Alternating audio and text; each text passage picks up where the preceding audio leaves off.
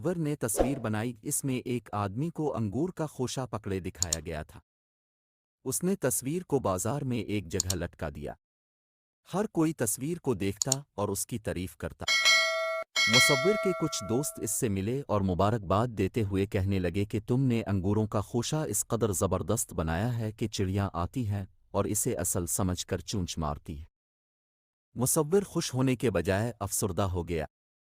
کہنے لگا، اس کا مطلب ہے کہ آدمی کو بنانے میں مجھ سے غلطی ہو گئی، ورنہ چڑیاں اگر آدمی کو بھی اصل سمجھتیں تو اس کے ڈر سے انگوروں پر چونچ مارنے کی جرت نہ کرتیں۔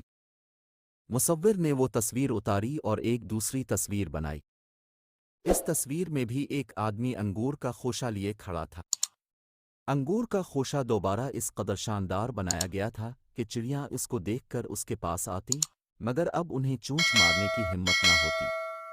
جو آدمی انگور کا خوشہ لیے ہوئے تھا، اس کی آنکھوں میں اس قدر غصہ بھرا تھا کہ چڑیاں اسے دیکھتے ہی ڈر کر اڑ جاتیں۔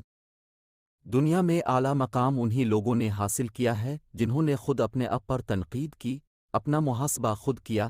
ویسے بھی جب دوسرا تنقید کرتا ہے، نقص نکالتا تو انسان رد عمل کا شکار ہو جاتا ہے۔